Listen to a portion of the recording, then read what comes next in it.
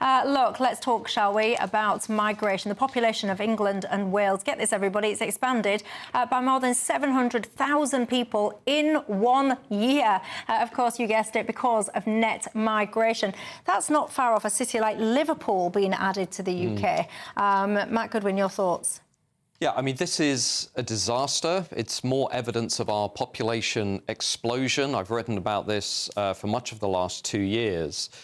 Just to put this in perspective, this annual increase in 1 year of 700,000, nearly a million, is the second highest figure on record since 1949, the highest being the year before this one. And it's not actually correct, Michelle, to say this is adding a city the size of Liverpool to the population While of you're England talking, by and the way, I'm Wales just going to demonstrate on the screen what you're reflecting. In 1 year. It's not right to see that big uptick on the right, that big surge. It's not right to say that's adding a city the size of Liverpool to England and Wales, because that city is entirely comprised of migrants. So mass immigration, this data shows, is now the only driver of our population. Prior to the 2000s, it had been what demographers call natural change. So the British, the English, the Welsh having children, and those children being more numerous than the people who are passing away. Today, this morning, we learned births in this country at the lowest level since 2002, among the lowest levels on record. So the only thing that is driving our population is mass immigration, to which the left say, well, we need more immigration. Wrong. What we need to do is end mass uncontrolled immigration, have a government that incentivises people to have more children, that talks about pro-family policy and says, we do not want to live through the complete transformation, some might say replacement, of our nation through mass uncontrolled immigration. It has to stop. Aaron? So one good data point, I mean, Matt's broadly right in terms of, there isn't growth coming from births, which is historically how this country's population increased. But we had slightly more births than we did deaths. You look at somewhere like China or Singapore or South Korea, that's the reverse. And it's a very bad place to be in, whether you have migration or not. I mean, if you have no migration, it's a really bad place to be in. So that's something. We're not in such a sticky situation like China, where just extraordinary. In some cities, about a third of child daycare centres have shut in the last couple of years. What Matt said also about needing bigger families is true. If you want migration in this country of, say, 100, 200,000 net a year, which I presume you do, let's say 100,000 net. Lower. But medium term. I mean, maybe you want 0 or even minus, but let's say you need 100,000. Let's just say that, OK? Broadly, which is, margin of error. It might be net minus 100,000 or plus 100,000. If you want to do that, you are going to have larger families. You're going to need to have a fertility rate of close to 2.1, which is replacement. Now, people might be saying, why? We want a smaller population because, of course, then you'll have more housing available. The parts of the country might feel less crowded, which is fine. If you want your population to fall, you want it to happen slowly. So you want to have a fertility rate of, say, 1.9, 1.8. You don't want to be like, I say, Singapore or Malta, where it's 0.8, because you get a very large group of elderly people who don't work, and you get a shrinking, comparatively speaking, group of people in the labour market who pay taxes to look after those elderly people. You don't want to be in that situation. So I think it's incumbent on people like Matt who want low migration, and he said it, if we're going to move away from that model, we need to have larger families. How do we get Matt there? Goodwin. How do we get there? How do we get there? I don't think people watching this show understand how... They do understand this, but let me just underline how historic this is.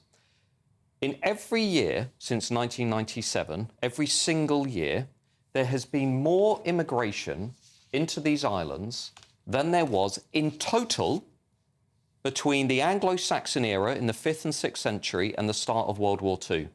Between the 500s and 600s and the Second World War, there has been more immigration in every single year since 1997 than there was over that entire period.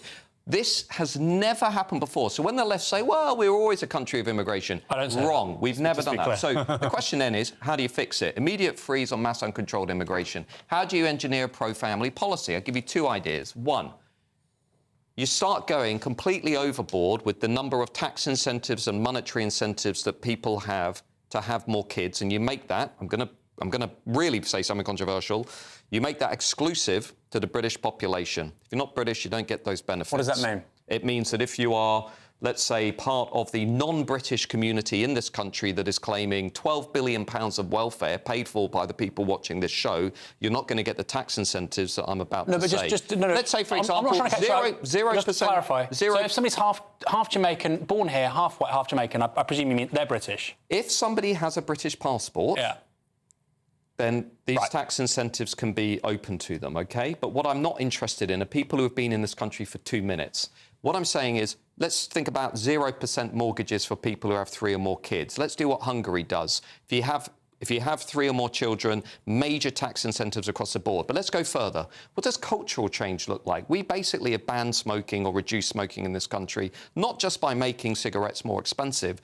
We've brought about a wholesale culture change in this country, a bit like we have for all the wrong reasons with net zero. We've changed the culture and the environment. What we need is a governments in this country who change the culture on family in the same way. They establish completely new cultural norms that say there is an expectation now in this country that you will have 2, 3, 4 children in the way that Israel does, in the way that Hungary does, in the way that Poland does. Now, Hungary and Poland, the evidence isn't quite there to suggest they are getting to where Israel is.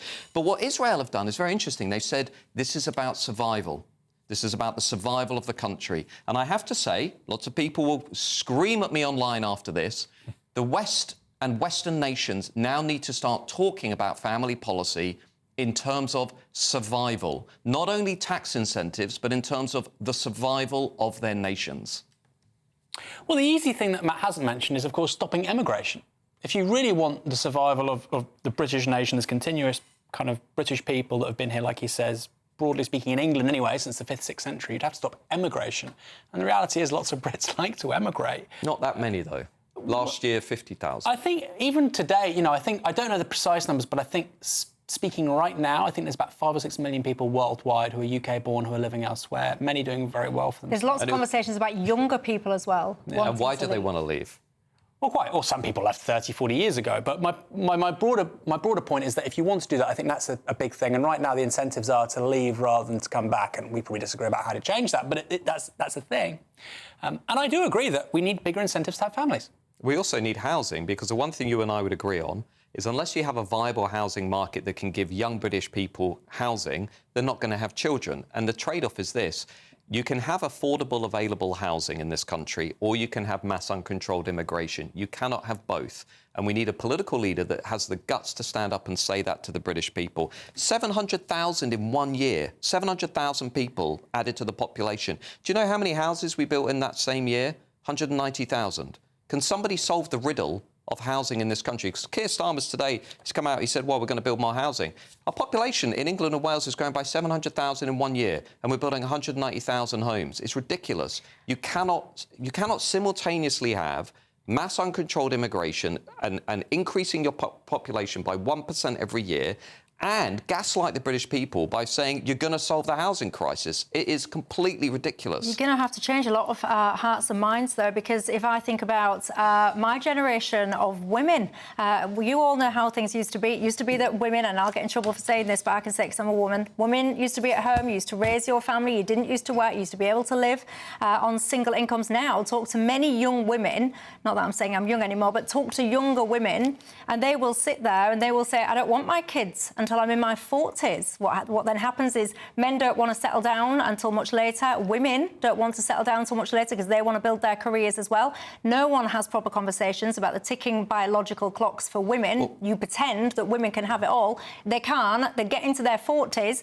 If they're lucky, they have one child. Then they sit there and realise this myth that they've been told that they can have it all. Guess what? No, they can't, because their eggs are absolutely no good. You won't even scramble them, quite frankly. And we don't tell women the truth about that. But just briefly, take education as an example. Why do we not teach children through primary and secondary school about the biological reality of children in a serious way? We teach them not to smoke. We teach them about net zero. We teach them about how racist our countries are. We do not actually explain in detail the biological reality of having children. There are, when people throw their arms up, they say we can't encourage people to have more kids. It's worse than that. We can do so much. We teach how to prevent having children. So what we actually teach in sex education, and I do confess it's been quite a while since I was having those kind of lessons, but we teach things like contraception, all those kind of things. So actually, we would proactively be teaching younger people how to prevent having babies. But anyway,